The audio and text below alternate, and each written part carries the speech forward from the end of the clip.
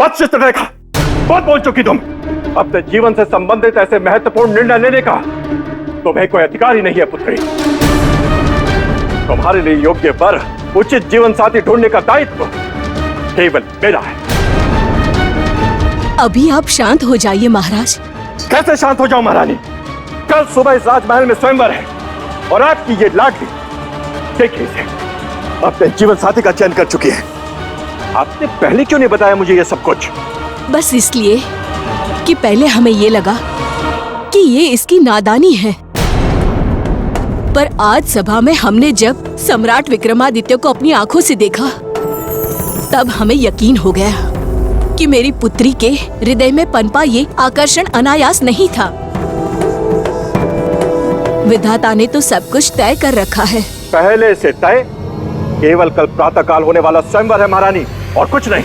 आपसे विनती है महाराज कि कल होने वाले स्वयंवर को स्थगित कर दीजिए और चित्रलेखा का विवाह सम्राट विक्रमादित्य से कर दीजिए। नहीं, कभी नहीं महारानी। सब कुछ वैसा ही होगा जैसा कि मैंने पहले तय किया था। और ये बात आप दोनों भी अच्छी तरह से समझ लीजिए कि इस स्वयंवर के बिना राजकुमारी का विवाह हो ही नहीं सकता। समय रहते आप दोनों अपनी अपनी इच्छाओं को भुला डालिए, बस। पिताश्री, आप चाहे कुछ भी कर लीजिए, हमारे स्वयंवर की शर्त तो यही जीतेंगे और हमारा विवाह भी इन्हीं से होगा,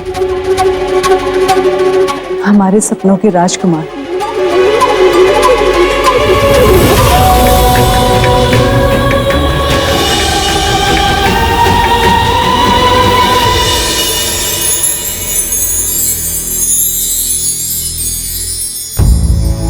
ये क्या हो गया है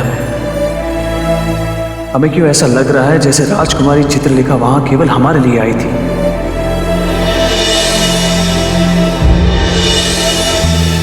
उस एक पल में उनका ऐसा कौन सा जादू हम पर चल गया कि वो एक पल हमें जन्मों जन्म का पल लगने लगा।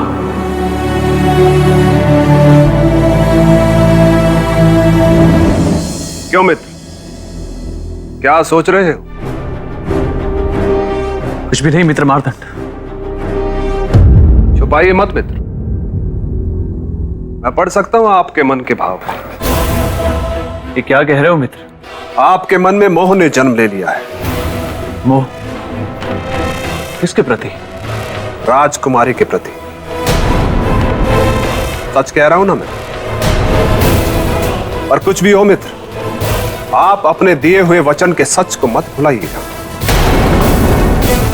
मित्र, पृथ्वी सूर्य के चारों ओर घूमना भूल सकती है, परंतु हम अपने वचन को कभी नहीं भूल सकते। पर उस वचन से होने वाले हित और अहित के विषय में सोचना, यह हमारा धर्म अवश्य है। सोचिए, अवश्य सोचिए। मैं आपको सोचने से नहीं रोकूंगा, परंतु स्वयंवर में भाग लेने से अवश्य रोकूंगा। आप स्वयंवर में भाग नहीं लेंगे, वहां केवल मैं जाऊंगा। आप केवल अपनी योग शक्ति के द्वारा अपने आप को मेरे शरीर में स्थापित करेंगे, बस। और स्वयंवर की शर्त आप पूरी करेंगे? हाँ बिल्कुल, तभी तो मैं विवाह कर सकूंगा राजकुमारी चित्रलेखा से। परंतु ये योग शक्ति का अपमान नहीं होगा मित्र? योग शक्ति का अपमान या राजकुमारी के प्रति उपजे उस मोह का अपमान? नहीं मित्र, हम तो ये सोच रहे हैं कि महाराज धर्मदत्त और राजकुमारी के साथ कोई छल ना हो जाए। मित्र, ऐसा करके छल तो आप हमारे साथ कर रहे हैं। साफ साफ बोलिए कि मोह जाग गया है, तोड़ दीजिए वचन, लौट जाइए वापस। नहीं मित्र, हम यहाँ लौटने के लिए नहीं आए। तो फिर इस शुभ अवसर पर ये धर्म अधर्म, छल, माया, मान अपमान जैसी अशुभ बातें मत कीजिए। राजकुमारी को पाने से बड़ा सम्मान दूसरा कुछ भी नहीं है मेरे लिए। आप केवल अपने वचन को पूरा करने के लिए अपने मन को तैयार कीजिए। बाकी जो होगा मैं देख लूंगा।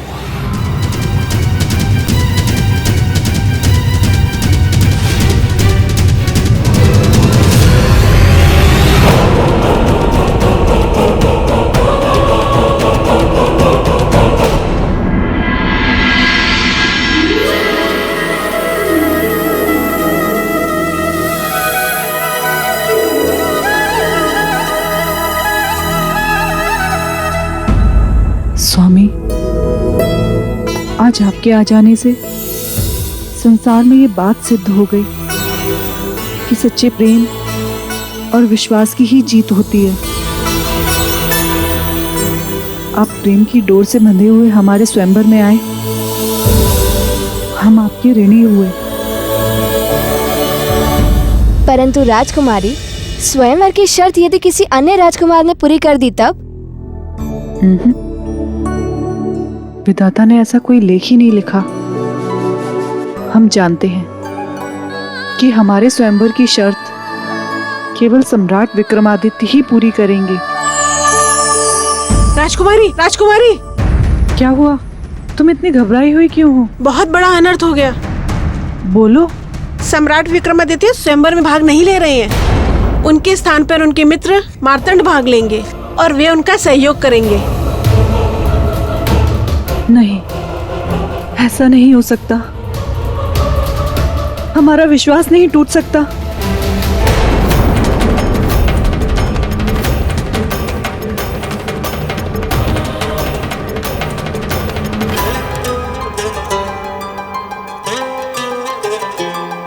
पुत्री, कहाँ जा रही हो इस तरह सुध-बुध खोकर?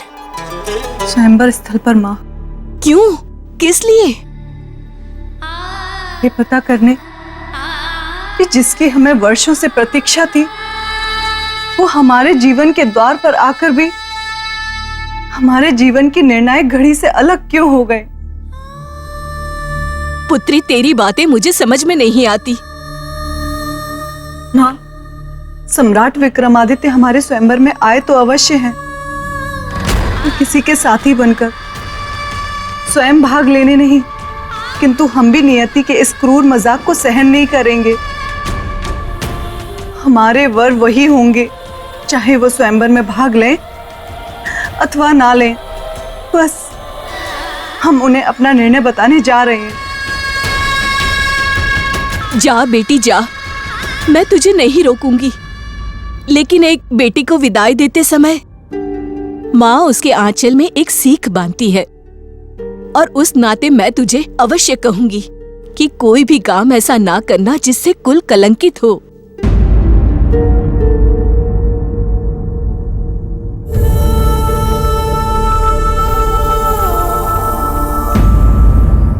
राजन, क्या करेगी राजकुमारी चित्रलेखा? कैसे प्रकट करेंगी अपनी मन की बात सम्राट के सामने? क्या तोड़ देंगी मर्यादा, लांग जाएंगी लज्जा की दीवार, या? देवी, प्रेम को प्रकट करने के लिए, उसे जताने के लिए ना तो किसी मर्यादा को तोड़ने की आवश्यकता होती, ना किसी शब्दों की सहायता की।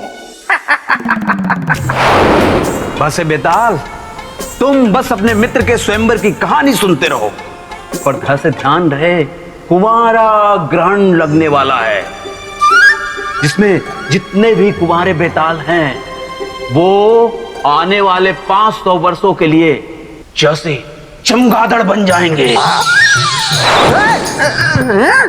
मस्तिष्क कुमार, ये क्या बात हुई? नहीं नहीं नहीं नहीं, मुझे चमगादड़ नहीं बनना है, वो भी 500 वर्षों के लिए। बिल्कुल नहीं, पहले राजा भोज का निराकरण करके आता हूँ, उसके बाद निपटूंगा इस कुंवारा ग्रहण योग से। हाँ, प्रेम तो हलवा है जिसे कोई भी उठाएगा और गप से खा जाएगा। बेताल। देवी, देवी, क्षमा देवी, क्षमा। वो देवी, अगर आप अनुमति दे तो मैंने ना राजा भोज की प्रशंसा में कुछ पंक्तियां लिखी हैं, बड़ी मेहनत से। मैं सुनाना चाहता हूँ, मैं निवेदन कर रहा हूँ, मुझे अनुमति दीजिए ना। ठीक है, सुनाओ। धन्यवाद देवी, धन्यवाद। हाँ तो राजन सुनिए मेरी पंक्तियां। एक था राजा महाहठी, जीवन में उसके एक घटना घटी, चला पता उसको कि है एक सिंहासन, पाने के लिए फिर उसको उसका मचल उठा मन, सोचा उसने कि इस सिंहासन पर अब मैं बैठूंगा और फिर सारी दुनिया के सामने ऐसे ऐठूंगा। पर वो राजा भूल गया कि पथ बहुत है विकट, इतना आसान नहीं है पहुंचना उस सिंहासन के निकट। क्योंकि उस सिंहासन का रक्षक है एक बेताल, जो गलने नहीं देगा कभी उस राजा की दाल।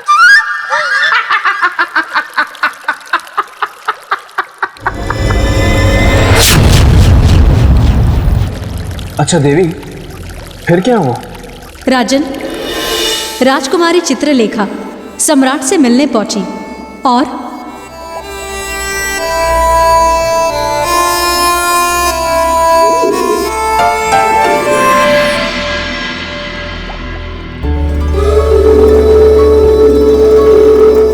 देवी, आप यहाँ?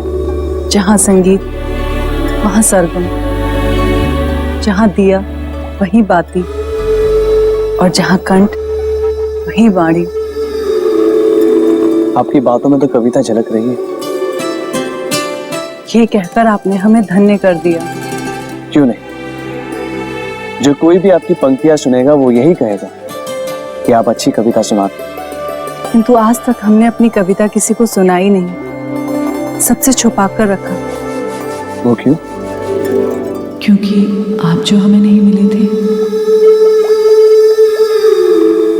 ऐसा क्यों?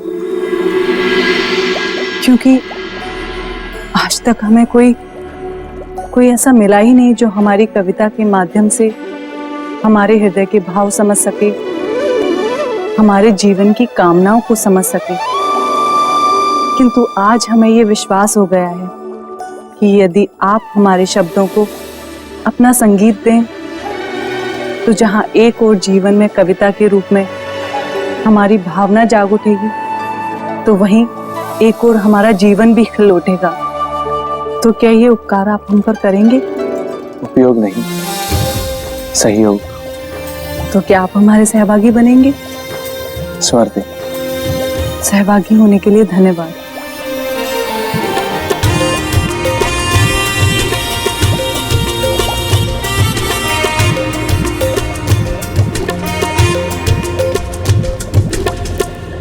बचपन बीता यौवन आया, प्रेम ने अपना गीत गाया, खोजा ढूंढा बहुत प्रेम को, जब नहीं मिला तो उदास निराश। कौन होगा हमारा प्रेम? कहाँ मिलेगा हमारा अपना प्रेम? तब मन ने हमारा सर सहलाया, एक रूप हमें दिखाया, और देखो भाग्य हमारा, हमने सामने उसको पाया।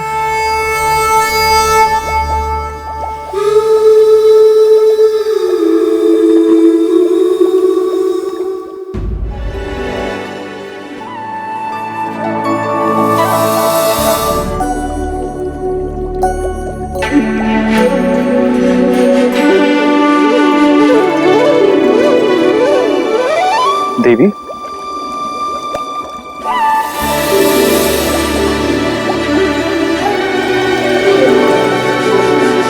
आज है हमने उसको पाया, ये किसके लिए है संबोधन?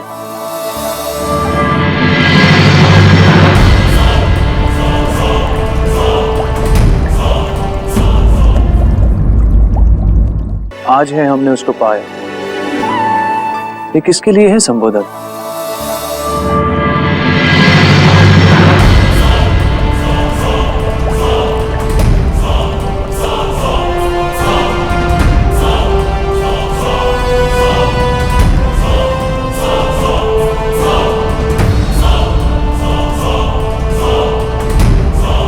क्यों लग रहा है ऐसा?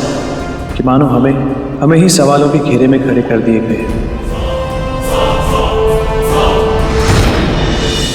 राजन, राजकुमारी चित्रलेखा ने बिना किसी मर्यादा को तोड़े अपने मन के भाव को सम्राट के समक्ष प्रस्तुत किया, परंतु ये देखकर मार्तंड का मन शंका से भर उठा।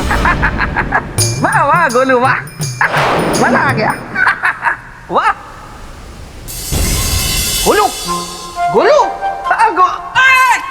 मस्तिष्क कुमार तुम यहाँ ग से कुमारा ग्रहण योग लगने में सिर्फ कुछ घ से घंटे शेष हैं और तुम गोलू में ब से व्यस्त हो।